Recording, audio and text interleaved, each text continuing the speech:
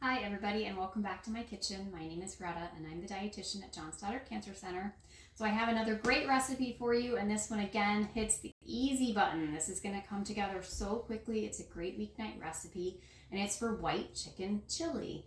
And the really exciting part about this is if you made my chicken broth already, you have two major components of this recipe already done: the broth and the chicken.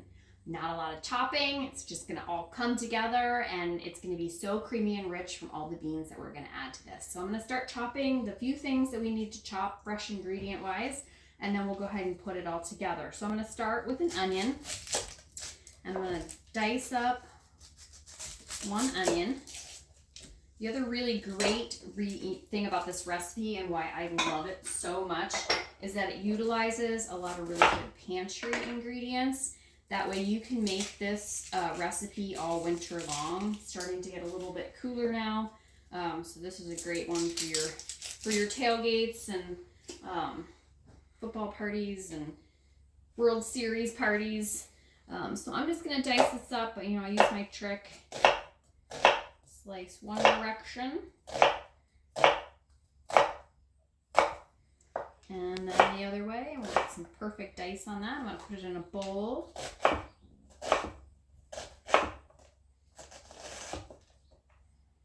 Just like that.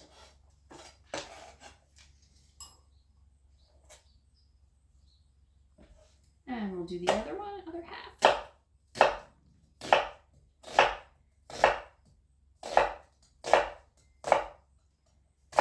I brought you this recipe not only because it is super easy and super delicious, but because, you know, we made the chicken broth in advance, it makes this so simple to make. And that's the one thing about, you know, cooking easy is doing some of these steps ahead of time. So maybe on a weekend you make your broth, and then during the week you've got a recipe that you can make in 30 minutes and dinner's on the table, which is always great. And I'm always amazed how creamy and rich this is, even though it has very little fat, just a couple tablespoons of olive oil. All right, we're gonna do, it says one large jalapeno.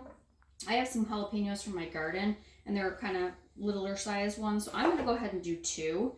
If you don't like a little bit of heat, I mean, a jalapeno is not super hot as far as peppers go, but if that's too hot for you, you certainly could substitute just a green pepper would be fine. You could do a poblano pepper too, which is even milder than a jalapeno. My jalapenos are straight from my garden and they are a little bit on the spicy side because they are so fresh. Some of mine I even let turn red and they got a little bit more zing than the other ones do. So I'm just seeding. This is my pepper trick. I'm just going around the seeds to get rid of those. And then you have these nice strips that we can chop. And look at that. My seeds are all in one piece pretty much. And get rid of them. Pepper seeds kind of make me crazy. All right, if you get a couple, that's fine. And then I'm just gonna chop these down kind of the long way so I can get them nice and diced up. These are gonna cook with your onions. So I'm going to go ahead and put them in the bowl with my onion. Just like that. This one's nice too because you really can modify the heat on this if you like yours a little bit hotter. You certainly can modify some of the spices that we're going to use. You can add cayenne to it. You can use chili powder instead of paprika. It's a very versatile recipe that you can adjust to your own taste. And peppers are still, my garden is still producing peppers of all types, so it's a great time to kind of use up those peppers that are readily available. All right, that is my pepper. We're also going to do 2 cloves of garlic, and guess what? That's all of our chopping. I mean, it couldn't get much easier than that. So I am going to go ahead and work on chopping up my 2 cloves of garlic, and then I will meet you over at the stove and we'll start putting this together. I'll see you soon. Okay, I'm back because my 2 tablespoons of olive oil have been heating on medium heat, so it's nice and warm. I'm gonna go ahead and put my jalapeno and my onion into that nice hot oil. So put these down until they're softened. It's going to take somewhere between 5 or 6 minutes. So when these get nice and softened, we'll come back and we'll add the next layer. So I'll see you in a few minutes. Okay, I'm back because my onions and peppers are ready. They're nice and softened and the onion's starting to get nice and translucent. So now we're going to go ahead and add our 2 tablespoons of minced up garlic. Like so. Give that a stir. Then we're going to add our seasonings in now. So I'm going to add a teaspoon of oregano, which we've used in other things, so you probably have that handy. I'm also going to add a teaspoon of cumin, which most of us probably have in our cupboard.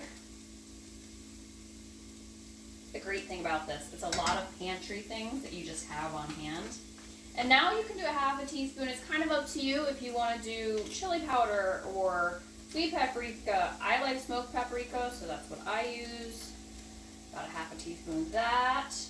If you want to make it spicier, you can go ahead and add that pinch of cayenne. I'm also going to do some twists of black pepper. I have to fill my black pepper soon. So this is the point too that you could season with some salt. I will, propose some caution with the salt because we are going to use the canned diced chilies, and they have some salt in them. And if you're using, some beans that have a little bit of salt in them, I'm using low sodium beans, but they'll contribute a little bit too. So you just don't want to over salt at this step, or you're going to make your final dish really salty. So remember, we just wait till that moment that we start to smell all that wonderful garlic. That smells good. And I'm only going to add about probably a half a teaspoon of salt. I'm not going to add a lot. We can always adjust later, but I am not going to add a lot. And my broth, I don't add a lot of salt to that either, but we're going to use some caution. All right, to this now, we're going to add our 2 cans. So these are just canned diced green chilies. Really easy to find in the supermarket. Available all the time. If you do your own, can your own, it's a great time to use your own canned ones. And you're going to add the juice. You don't want to remove the juice from these. Go ahead and add the juice. These are not overly spicy either. Mine are mild. If you can your own and like ones with more heat on them, go for it. Just give that a stir. I'm going to run to my sink because in my sink I have 2 cans of low sodium cannellini beans or white beans. Nice thing about this recipe too, it's very inexpensive. These canned beans and canned products are so inexpensive, and if you made your stock yourself, that's inexpensive to make. Plus you have all your chicken ready to go. All right, and now we're going to add 4 cups of our chicken stock. Like so. Okay, we're going to turn our heat up a bit, to more like a medium-high. We're going to let this come up to a boil. Once that happens, we're then going to turn it down to low, to a simmer, and we're going to let it simmer for about 18 to 20 minutes until the liquid has reduced to about half. So we'll be back in a little bit and we'll see what that looks like. Okay, while my chili's over there simmering, I'm going to get my chicken ready because we're going to add that later. So right here is all the chicken I had from the chicken stock that I made a week ago. I had put it in my freezer to save it for this specific recipe. If you don't have chicken available from making chicken stock, you can always use roasted chicken, leftover chicken that you had, if you grilled a bunch of chicken breasts and you want to use that, that's fine. We're going to use about 3 cups of chopped chicken. I'm just chopping this in just sort of bite-size-ish pieces. It'll fall apart a little bit once it gets in there and gets hot, but we at least want to start it out in kind of bite-size-ish pieces. And it's so nice, this chicken, from making stuff. It's so tender. It just is really easy to chop up. It's very low fat because we didn't add any extra fat to our stock, so cooking it, it's more like poached chicken.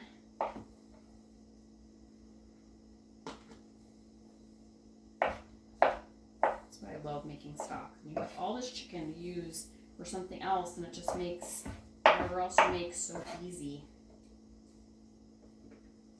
All right, we're gonna do a little bit more. And my dogs get really excited when I make all this chicken because it is the one human treat they get is a little bit of chicken. I make chicken broth.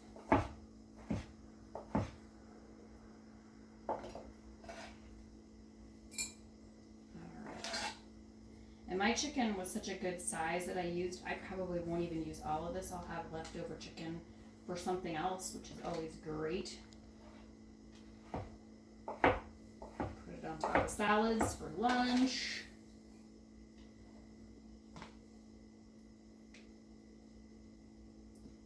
All right.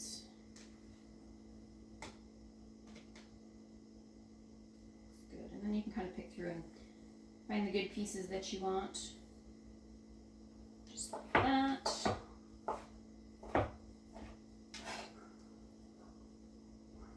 I think I'm just about there. Hardly have to cut this chicken. It's so amazing. All right, I'm just about good there.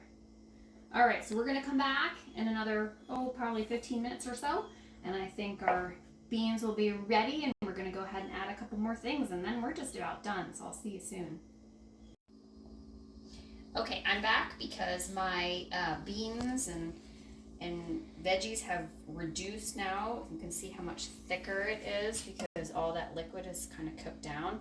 So now you're gonna either take your spoon, or if you have a masher, like a potato masher, you're just gonna kind of come through and start mashing up the beans a little bit. This is gonna help sort of thicken up your chili just a little. It's kind of a fun trick that your beans actually thicken things up in here. And I just kind of mash through. So you're gonna leave some of them will still be whole, some of them will be like half mashed, but you can see now it's starting to like really thicken it when you mash up those beans in there. I like to do this before I add the chicken and the rest of the ingredients, so I can decide just how thick I want it to be. It smells so good. All right. Once you feel like it's at the right consistency that you want it at, please excuse the cat. It's running through my kitchen right now and crying. All right. So I got that kind of mashed in. Perfect. So now we're going to go ahead and add our cut up chicken. And you're going to see just how thick this is going to get then when we have that chicken added in. And we're going to utilize another kind of pantry type ingredient. We're going to add a cup, and it could just be regular old frozen corn. I was thinking about it today, and I was like, gosh, this would be a good place to use some okra too. If you wanted to make it really nice and thick and hearty, you could absolutely add okra if you didn't want to do corn. So we're just going to let this continue to heat through so that chicken and that corn kind of warms up. I'm going to turn my heat up just a little bit. And you can see how thick this now has gotten since we added all that chicken and all that corn. Ugh, it looks so good, and it is so hearty. So it only needs about 4 minutes for all that to kind of heat through there. So I love this served topped with some cut up avocado, which will make it really creamy. Or you could put some extra pickled jalapenos on top. You could also serve this on top of some whole grain rice or whole grain quinoa to make it even extra heartier. So this is just, look at that, 30 minutes. We have a beautiful white chicken chili and dinner's ready. So thank you for watching and enjoy.